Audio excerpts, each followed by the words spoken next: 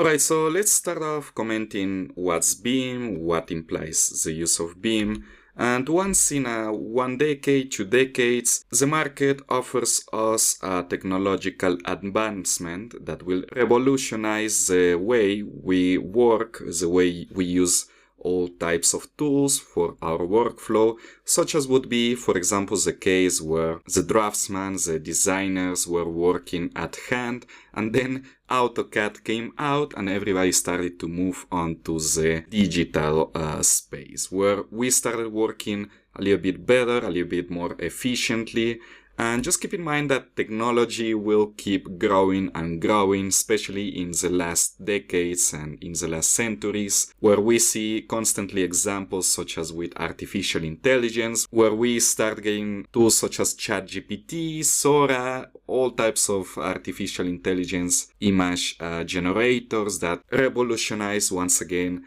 the workflow we got as designers, as draftsmen. And of course, the same will apply for the architectural, engineering and construction specialties, where we constantly see all types of technological advancements, where we came from working with hand drawings, then we moved on to CAD tools, then we started working all types of parametric tools, and then we get BIM, algorithmic modeling, photogrammetry, AI BIM, which is BIM tuned with artificial intelligence, and all types of amazing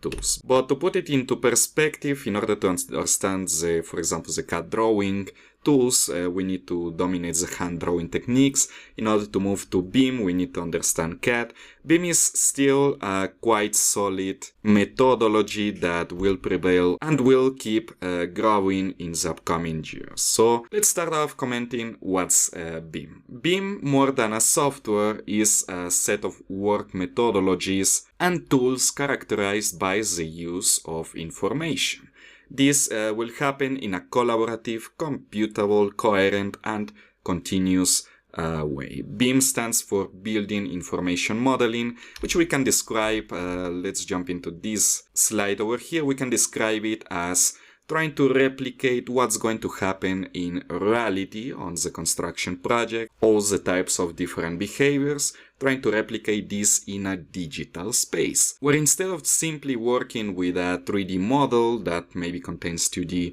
information, it contains more than graphical information. It becomes a digital database that aims to simulate all the types of behaviors that will happen on the construction project on the digital space, in order to reduce all types of errors, all types of problems, and have everything planned from the very beginning. And besides looking forward to centralize the information, which is one of the clear objectives that the BIM methodology has, we can understand the BIM methodology is something as this type of complex system, because many users think that BIM is Revit, specifically talking Revit or ArchiCad or a specific other type of tool. Now we need to be really careful, because ArchiCad and Revit are software that is included within the BIM methodology. But I believe that this image sums up what BIM is about. It's a constant flow of information. For example, we can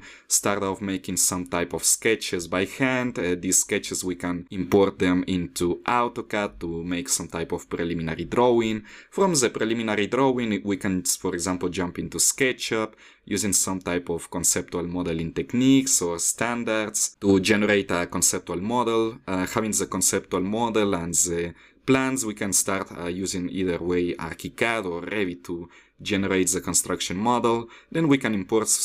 everything, for example, into Navisworks to make a 4D simulation, then move to BICOffice to make a 5D type of process. To sum it up, the vertebral column of BIM is the process. It's everything about different types of processes, how we integrate workflows, and a constant flow of information that will keep evolving to cover the needs of a specific project. So besides being a complex methodology that integrates many different concepts, not just the software, and besides looking forward to centralize all the information, we also have a BIM lifecycle. Many users use BIM or use ArchiCAD and Revit Revit just to generate the documentation, the floor plan, the code section, but BIM takes place from the very beginning, where you can start programming the project, where you can register all the data in the contract, so the preliminary data that your client gives you. You can start registering pretty much all this data in different functions that ArchiCad and Revit have, allow you to register in specific field. BIM can, for example, then evolve into a conceptual design phase, take place for the detailed design,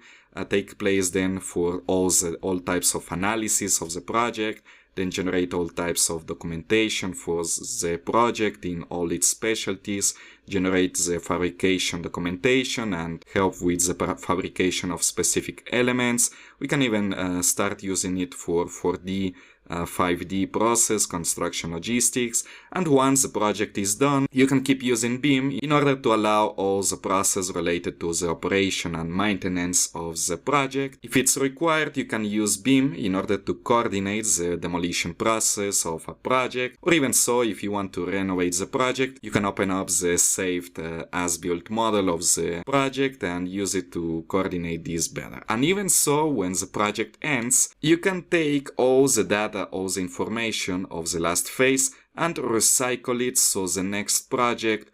becomes much faster, generating a constant life cycle where you constantly renovate the template, the BIM template you use for your project. So maybe for your first project, which is a test subject, which is a pilot project, you probably will work without a template, but for the next one, you will have a first version of the template, and for the next one, a second version, which will allow you to generate a project much faster than the previous one, and so on in a continuous loop and a continuous life cycle, which will bring you a lot of benefits on the long term.